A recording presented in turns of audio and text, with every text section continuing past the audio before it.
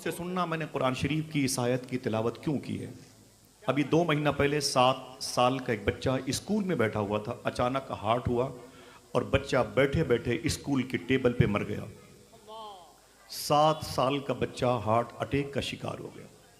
لڑکی نے 90 لاکھ روپے خرچ کر کے MBBS کی ڈگری حاصل کی تھی، یوکرین، روس، ازبکستان سے سفر کر کے۔ 90 لاکھ خرچ کرنے کے بعد وہ لڑکی جب MBBS ڈاکٹر بن گئی، دوسرے دن اسے اپنے چیمبر میں بیٹھ کے پیشنٹ کی انگلیاں تھام کر کے، کلائیاں تھام کر کے ان کی دوا کی تجویز کرنی تھی۔ اچانک پہلے ہی دن اسے ہارٹ نے اٹیک کیا، اس کے ہارٹ پر اٹیک ہوا ہے، اور وہ لڑکی جو MBBS ڈاکٹر بن کے پہلی مرتبہ آج ہاسپٹل میں بیٹھی تھی، بیٹھے بیٹھے مر گئی۔ سمجھ رہے ہیں؟ دولہے شادی کے لیے بیٹھے گھوڑے پر، صحرا وغیرہ پہنے ہوئے تھے، اچانک سینے میں درد ہوا، اتار لیے گئے، اور اتارنے کے بعد ہارٹ ہوا۔ جس لڑکی کے ہاتھ پیلے تھے وہ لال ہو گئے، اور تھوڑی دیر کے بعد بقول مولائے کائنات وہ حیض سے تھے ہو گئے۔ سمجھ رہے ہیں بات کیا ہے؟ ممبئی کے ایک صاحب تھے، وہ حج کرنے کے لیے جانا نہیں چاہتے تھے، بڑی مشکلوں میں زبردستی لوگوں نے ان سے کہا، تو انہوں نے اپنا پاسپورٹ اپروول، ویزا کا انتظام ہوا، اور وہ فلائٹ میں بیٹھ گئے۔ یلملم کی میقات کی سرحدوں سے گزریں گے تو لبیک اللہم لبیک لبیک لا شریک لک لبیک کے نعرے لگائیں گے۔ جیسے ہی ممبئی ایئرپورٹ پر تھے، اچانک ہارٹ ہوا، سینے میں درد ہوا، اور پھر ایئر ہوسٹس کو بلایا، ڈاکٹر آ گئے، ان کا سامان اتار لیا گیا، احرام پہنے ہوئے تھے، اور ممبئی کی ایئرپورٹ پر ہی فلائٹ سے اتار لیے گئے۔ پھر اگلے سال تک علاج ہوتا رہا، پھر فارم بھرا، پھر ان کا نام آ گیا، حج کرنے کے لیے مکہ شریف چلے گئے۔ لبیک اللہم لبیک لبیک لا شریک لک لبیک ان الحمد والنعمت لک والملک لا شریک لک کے نعرے لگاتے رہے۔ پہنچ گئے مکہ شریف۔ مکہ شریف میں جبل خطاب کے پیچھے بن لادین مسجد ہے، اسی کے ایریے کو مسفلا کہتے ہیں، کئی ہزار سال پہلے کا پرانا نام ہے، جہاں ابراہیم علیہ السلام کا مکان تھا، جہاں صدیق اکبر کا مکان تھا، جہاں پر امیر حمزہ کا مکان تھا، جہاں پر عمر فاروق اعظم کا مکان تھا۔ اسی بیلٹ میں ان کا قیام تھا۔ جیسے وہ اپنے ہوٹل میں پہنچے، سامان رکھا، یہ ہوا کہ 1 سے 1.5 گھنٹے کے بعد کعبے کی زیارت کو چلیں گے، بس یہ دیوار گر جائے تو سامنے کعبہ ہے۔ اچانک پھر ان کے سینے میں درد ہوا، ڈاکٹر کو بلایا گیا، معلم آیا، مستشفیٰ ہاسپٹل کی گاڑی آئی، ان کو ایمبولینس پہ رکھا گیا اور ہاسپٹل لے کے چلے گئے۔ 3 دن کے بعد ان کا پاسپورٹ منگایا گیا، دوسری فلائٹ سے ان کو جدہ سے ممبئی بھیجا گیا۔ 1 مہینے کے بعد ممبئی میں ان کا انتقال ہو گیا۔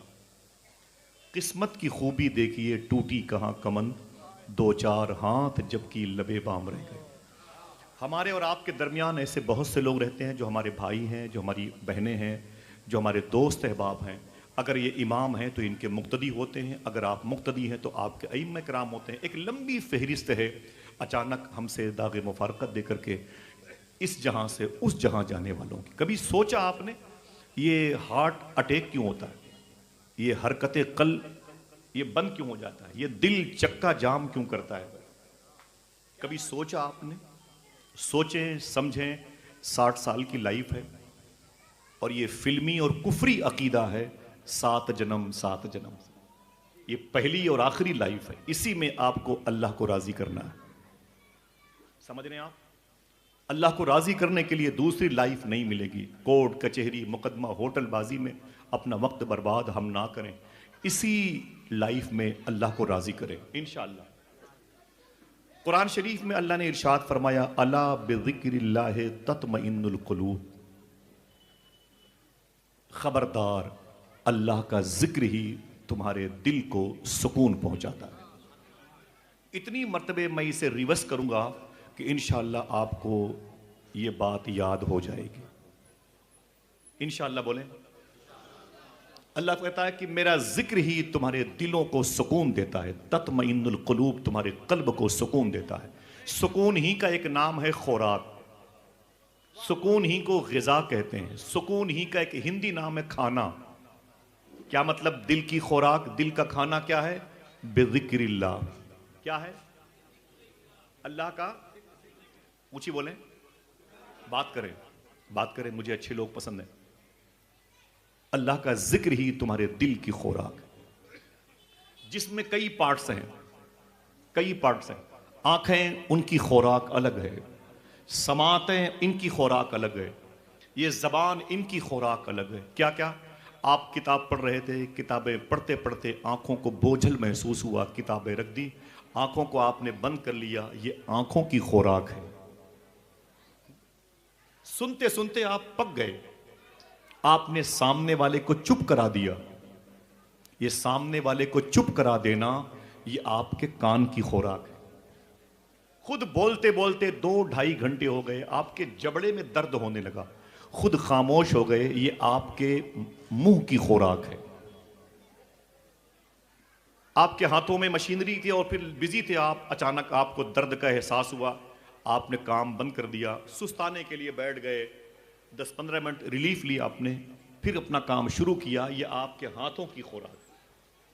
سائیکل چلاتے چلاتے بہت دور چلے گئے، پیروں میں درد ہوا، آپ نے کھڑی کی سائیکل، چائے پی لیا، آپ نے تھوڑی سی راحت دی، یہ پیروں کی خوراک ہے. بھوک لگی تھی، پیٹ کو 2 روٹی دے دی آپ نے، چاول دے دیا، آپ نے دال دے دیا، یہ پیٹ کی خوراک ہے.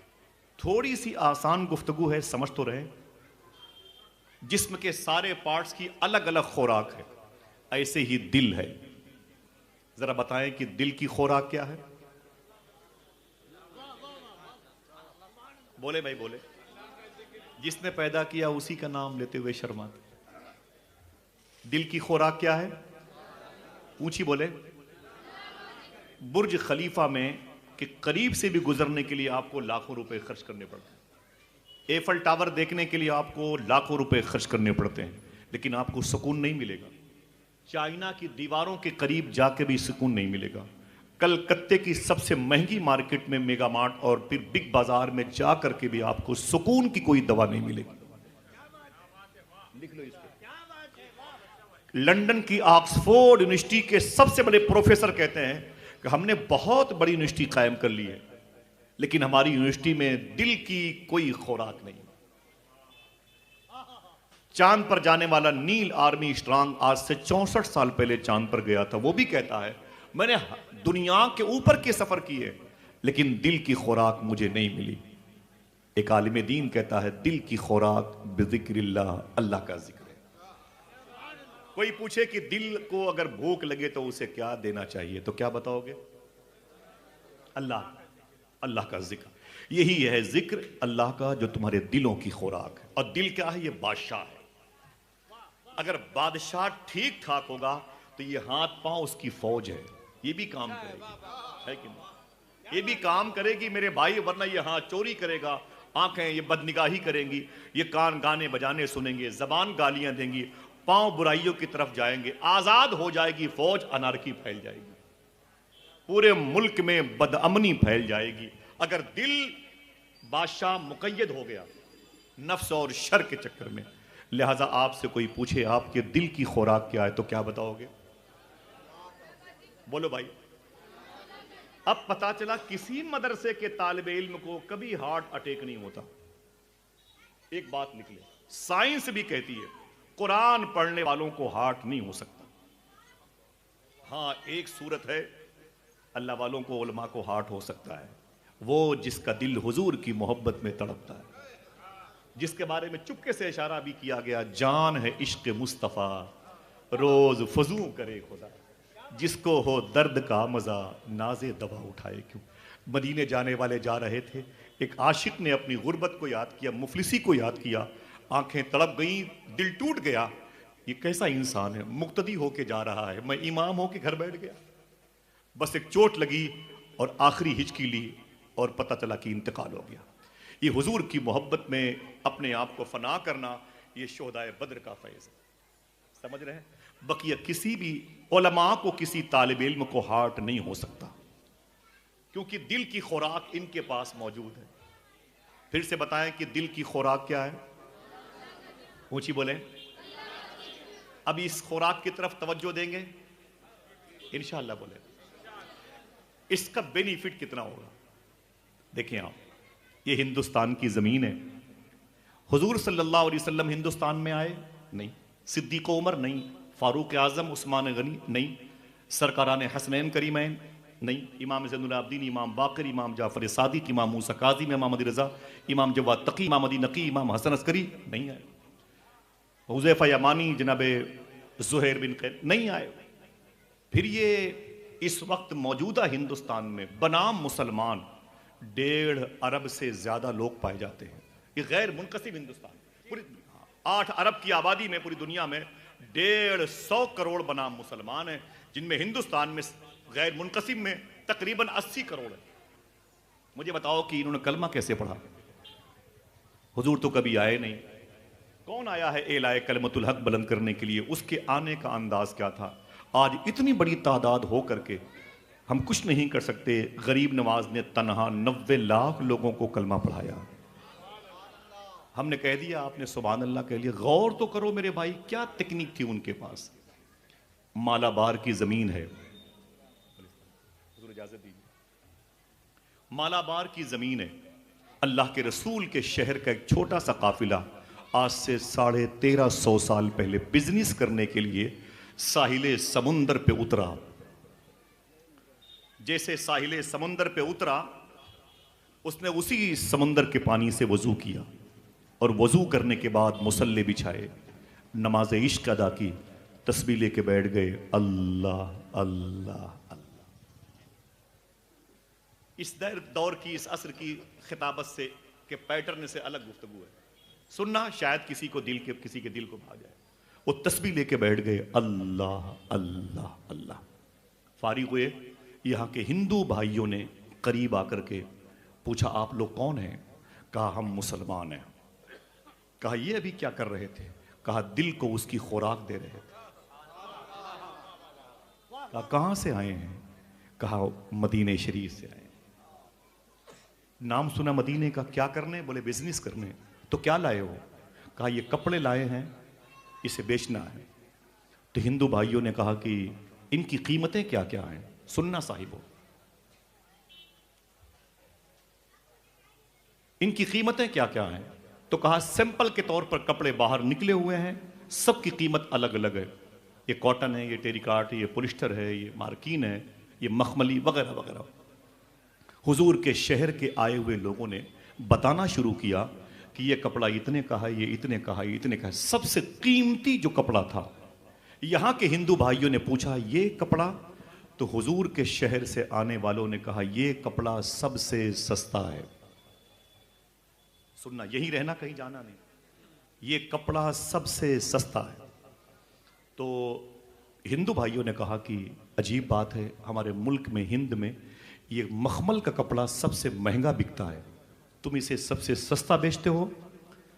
تو حضور کے شہر سے آنے والوں نے کہا بات یہ ہے کہ اس میں ایک بالشت کپڑا خراب ہے، پورے گٹھر میں ایک بالشت کپڑا خراب ہے۔ کالی مرچ میں پپیتے کے بیج ملا کے بیچنے والے دنگ رہ گئے، سمجھ رہے ہیں؟ دنگ رہ گئے، ایک کپڑا اس کے اندر خراب ہے۔ تو یہاں کے ہندو مذہب کے تاجروں نے حضور کے شہر سے آنے والوں سے کہا عجیب بات ہے، اپنے عیب کو چھپا کر مال بیچنا مجھ کو آتا ہے، اپنے عیب کو بتا کر مال بیچنے کا طریقہ تمہیں کس نے سکھا دیا؟ کلکتہ ہے یہ، سننا غور سے۔ شاید ہمارا اور آپ کا اکٹھا ہونا کسی خاص مقصد کے لیے، اسے ریورس کرتا ہوں۔ اپنے عیب کو چھپا کر مال بیچنے کا طریقہ مجھے آتا ہے، اپنے عیب کو بتا کر مال بیچنے کی تکنیک تم نے کہاں سے سیکھی؟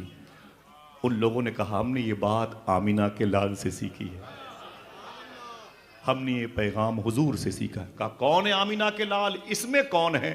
آنکھوں میں آنسو، نا نا نا کیسی باتیں کرتے ہو، وہ یہاں نہیں ہے۔ پھر کہاں ہیں؟ بولے وہ مدینہ شریف میں۔ وہ کیوں نہیں آئے؟ تو مسلمانوں نے کہا کہ ظاہری طور پر وہ مدینہ شریف میں آرام کر رہے ہیں، اپنی قبر شریف میں، ان کا انتقال ظاہری، ان کی ڈیتھ مبارک، دیہانت ہو گیا۔ یہاں کے ہندوستان کے ہندو مذہب کے بزنس مین نے کہا عجیب بات ہے، ایک ایسے شخص کو تم فالو کرتے ہو جو دنیا میں نہیں ہے، ایک ایسے شخص کی باتوں کو تم ایکسپٹ کرتے ہو جو دنیا میں نہیں ہے، دنیا سے چلا گیا۔ تب حضور کے شہر سے آنے والوں نے کہا یہ سچ ہے وہ دنیا میں نہیں ہے، لیکن جہاں ہے وہاں سے آج بھی وہ دنیا کو ویسے ہی دیکھتا ہے جیسے لوگ اپنی ہتھیلی دیکھا کرتے ہیں۔ سنیں اب کایا کیسے پلٹی، اتنا سنا تو یہاں کے غیر مسلم تاجروں نے کیا کہا، دل کہے تو آپ بھی کہیے گا، اب یہ کپڑے کا تھان بعد میں لوں گا، اسلام پہلے قبول کرنا چاہتا ہوں۔ ہائے ہائے ہائے، تسبیح لے کے بیٹھ گئے، وہ بھی اللہ اللہ کی گردان میں۔ تو پتا چلا کہ زندگی میں پہلی مرتبہ ان کے قلب کو سکون ملا۔ بولے بیس کیا ہے؟ بولے بذکر اللہ۔ دوائیں کھاتے ہیں لوگ بڑی مہنگی مہنگی، کھانے سے پہلے کھانے کے بعد، تو کھانا تو کم کھاتے ہیں، دوائیں زیادہ کھاتے ہیں، دوائیں زیادہ کھاتے ہیں۔ آئیے دوستو اپنے دل کی خوراک کا انتظام کریں، انشاءاللہ اپنی تنہائی کو مسلمان کریں، سمجھ رہے میری بات؟ اپنی سماعتوں کو مسلمان کریں، اپنی زبانوں کو مسلمان کریں۔ پوچھا پروفیسر راؤ رضوان نے، لاہور یونیورسٹی کے پروفیسر نے، اخلاق کسے کہتے ہیں؟ اخلاق ہے میں نے اپنے بڑوں کا ہاتھ چوم لیا، قدم چوم لیے، نبی کی نعت پڑھنے والوں کے پاؤں کو بوسہ دیا، علماء کے غسالے پی لیے قدموں کے، یہ اخلاق ہے؟ تو اس درویش نے ایک بات کہی تھی، لاہور یونیورسٹی کے پروفیسر کھڑے ہو گئے تھے، صوفی صاحب نے کہا، پوچھا گیا تھا کہ اخلاق کسے کہتے ہیں؟ تنہائیاں مسلمان کو۔ یہ جملہ ایسی نہیں آ کے چلا گیا، یہاں ٹھہریں آپ، تھوڑا سا قیام کریں۔ بولے اخلاق کسے کہتے ہیں؟ متبسم انداز میں مل جانا، ہاتھوں کو چوم لینا، احترام کرنا، مسکرا دینا، اخلاق ہے؟ ورنہ نہ یہ دھوکہ بھی ہو سکتا ہے۔ بولے پھر اخلاق کسے کہتے ہیں؟ یہ ذی فہم لوگ بیٹھے ہوئے ہیں، اور آپ بھی کلکتہ شہر میں رہتے ہیں، یہ بھی زبان کا شہر ہے۔ سنیں آپ، اس درویش نے کہا اخلاق تنہائی میں فرشتوں کے لحاظ کرنے کا نام ہے۔ لاہور یونیورسٹی کے پروفیسر کھڑے ہو گئے، بولے آج تک اخلاق کی ایسی میننگ میں نے کبھی نہیں۔ جب آپ بند کمرے میں ہو، کوئی نہ ہو، کھڑکیاں بند، پردے بند، تب موبائل آپ کے ہاتھوں میں ہو، 155 ملکوں کی گناہ کی وادیاں آپ کو سیر کرنے کے لیے بلاتی ہوں، اس وقت خیال آ جائے کہ میرے کاندھے پر میرے فرشتے دیکھتے ہیں، تب آپ اخلاق بن کہلائیں۔ وہ تنہائیاں آپ کی مسلمان ہو جائیں، تسبیح لے کے بیٹھ جائیں، اپنے رب کو یاد کریں، انشاءاللہ آپ کے دل کو سکون ملے گا۔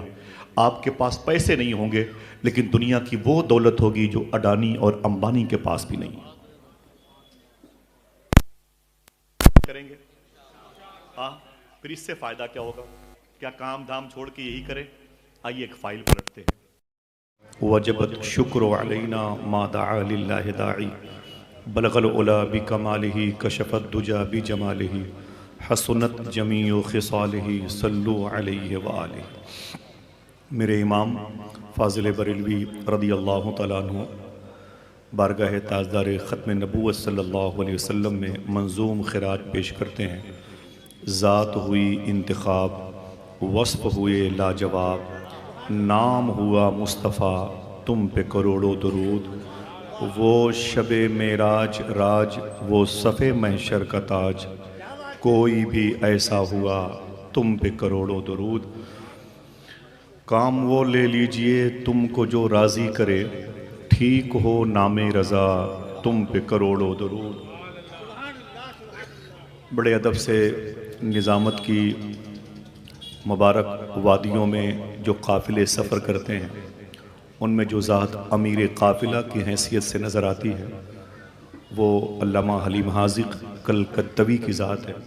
پروردگار عالم سایہ دراز فرمائے، اور میں نے بھی بچپن سے لے کے اب تک ان کی مبارک شاعری کی انگلیوں کو پکڑ کر کے گھٹنوں کے بل چلتے ہوئے آگے بڑھنے کی کوشش کی ہے۔ میرے دل میں اللہ نے ان کی طرف سے بڑا احترام رکھا ہے، یہ اس کا ایک الگ انعام ہے۔ نعتیہ شاعری کس نہج پر پہنچ رہی ہے، کبھی کبھی کوفت اور درد کا احساس ہوتا ہے، لیکن اللہ کا شکر ہے انہی غوطہ خوروں میں کچھ ایسے بحر غواص نظر آتے ہیں جو صدف عشق سے محبتوں کا موتی چن لیتے ہیں۔ علامہ حلیم حاذق کلکتوی صاحب قبلہ کی ذات پورے ملک کے لیے ایک عظیم الشان نشانی امتیاز ہے۔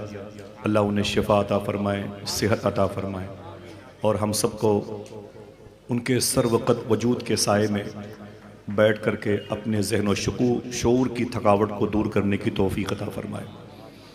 محترم شاہ مبارک حسین مبارک اور بھائی محترم تاج رضا اورنگ آبادی، اللہ کا شکر ہے ممبر شریف پہ جو علماء بیٹھے ہوئے ہیں یہ سب جانتے ہیں، شاید تاج بھائی اور مبارک بھائی کی تنہائیوں سے واقف ہوں۔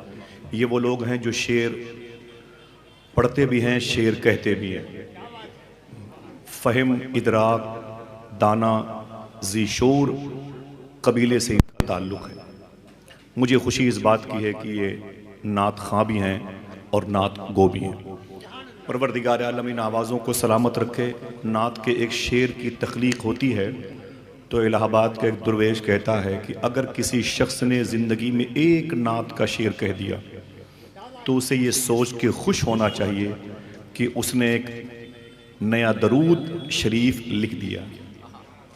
نعت کا ایک شعر درود پاک جیسا۔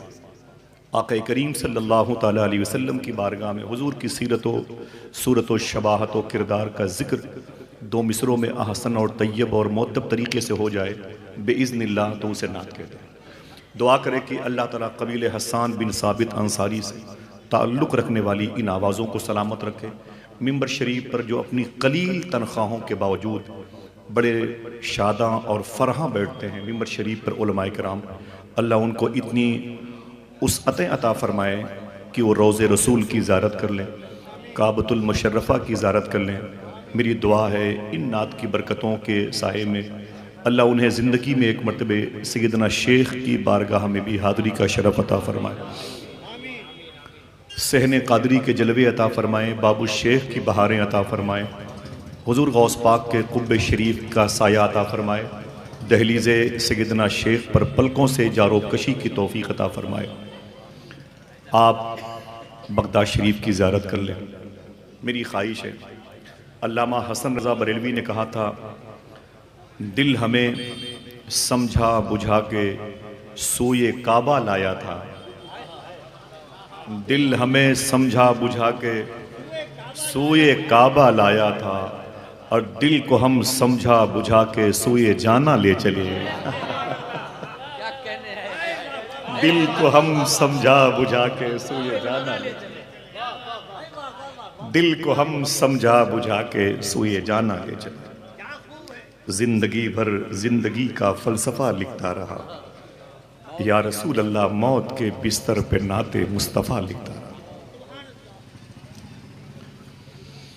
میرا بس چلے تو میں اسے ہر مستشفیٰ، ہر ہاسپٹل کے دروازے پر مریضوں کو اپنے معمول میں لانے کے لیے اس شعر کو لکھوا دوں۔ ایک نعت کا شعر پڑھتا ہوں۔ مجرم عشق ہوں محشر میں یہ پہچان رہے، مجرم عشق ہوں محشر میں یہ پہچان رہے، یا رسول اللہ آپ کا ہاتھ رہے میرا گرے باندھ رہے۔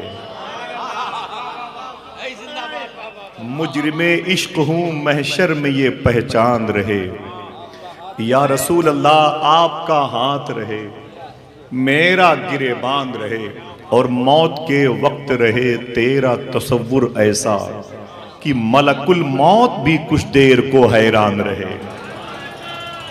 موت کے وقت رہے تیرا تصور ایسا، ملک الموت بھی کچھ دیر کو حیران رہے۔ ایک مصرع پڑھتا ہوں بس۔ یا رسول اللہ قسمت کو چمکانے والے کیسے ہوں گے؟ ایک شخص شعر پڑھے تو ایک شخص داد دے دے تو کام ہو جاتا ہے۔ قسمت کو چمکانے والے کیسے ہوں گے؟ یا رسول اللہ آپ سے ہاتھ ملانے والے کیسے ہوں گے؟ قسمت کو چمکانے والے کیسے ہوں گے؟ آپ سے ہاتھ ملانے والے کیسے ہوں گے؟ روشن ہوں گی مسجد کی محرابیں لیکن ان میں دیا جلانے والے کیسے ہوں گے؟ قسمت کو چمکانے والے کیسے ہوں گے؟ یا رسول اللہ آپ سے ہاتھ ملانے والے کیسے؟ بہت بہت شکریہ۔ میں سلام کروں، میرے سلام کا جواب دیں۔ السلام علیکم ورحمۃ اللہ وبرکاتہ۔ بسم اللہ الرحمن الرحیم الا بذکر اللہ تطمئن القلوب صدق اللہ مولانا العظیم وصدق رسولہ النبی الامین المتین المبین الکریم۔ یہ گلشن مدینہ کانفرنس ہے۔ میں نے کافی زندگی میں کئی راتیں اس مبارک گلیوں میں جاروب کش کی حیثیت سے حاضر ہونے کا شرف پایا تھا۔ خواجہ ہند الولی کانفرنس ہو یا دیگر، میں نے یہاں آپ سب کے قدموں کے نیچے بیٹھ کر کے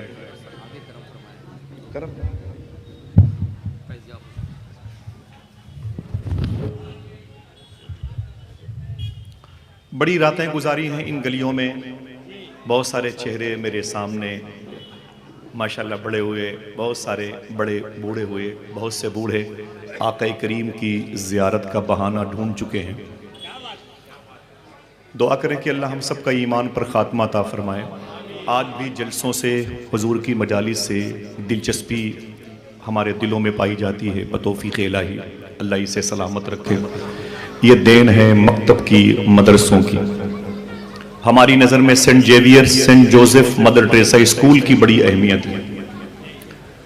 آج جو بچے اپنے سینے میں علامہ عمران صاحب قبلہ اور ان کے ادارے کے علماء کی قیادت میں حافظ قرآن بننے والے ہیں، ان کی وقت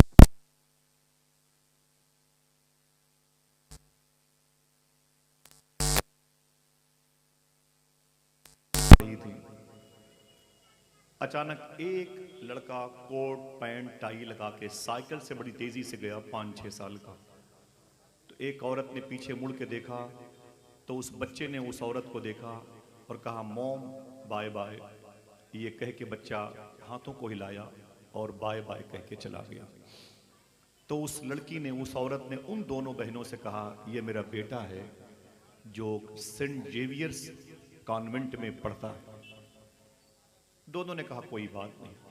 اس نے پانی اپنی بالٹی میں ڈالا۔ جب دوسری عورت کا نمبر آیا تو اس نے بھی بالٹی رسی کنویں کے پانی کے حوالے کی۔ جب پانی وہ اوپر کی طرف لے رہی تھی، کھینچ رہی تھی، تو دوسرا بچہ آیا، وہ بھی اسی انگلش لباس میں تھا۔ اس نے بھی دیکھا اپنی ماں کو تو اس نے بھی بائے بائے کیا۔ تب تک وہ دوسری عورت کہتی ہے ان دونوں عورتوں سے یہ میرا بچہ ہے جو مدر ٹریسا کانوینٹ میں پڑھتا ہے۔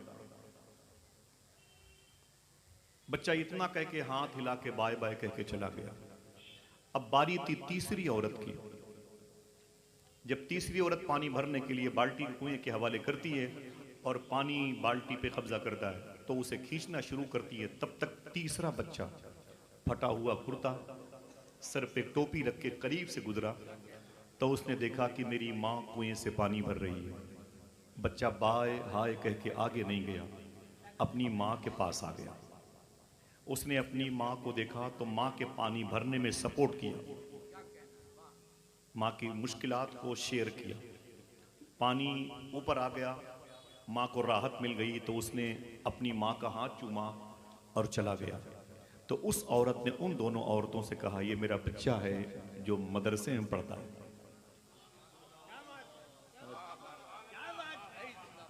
سمجھ گئے؟ وہ مدر ٹریسا اسکول کی دین تھی۔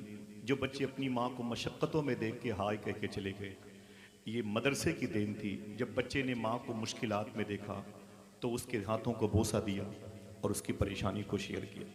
اللہ کا شکر ہے کہ یہی کیفیت ایک نصاب عشق بن کے معاشرے، تہذیب، ثقافت، لسانیات کی صورت میں مذہبی معاشرے کا روپ لے کر کے مدارس کے طلباء کرام جس کی تزئین کاری میں لگے ہوتے ہیں، اللہ ان آوازوں کو سلامت رکھے۔ جو آوازیں یہاں سے آج نکلنے والی ہیں پورے ملک کے مذہبی مستقبل کی زلفوں کو سنوارنے والی ہیں۔ سادات کی محبت، اعلیٰ حضرت کا فیض وہ تقسیم کریں گے انشاءاللہ۔ بڑی راتیں گزری ہیں جلسوں میں، مشاعروں میں ندامت کرتے ہوئے۔ تھوڑی سی گفتگو نثری طور پر کرنے کی عادت پڑ گئی ہے، لیکن گفتگو بھی ایسی نہیں کہ جس کو اس قسم کے لوگ سماعت کریں۔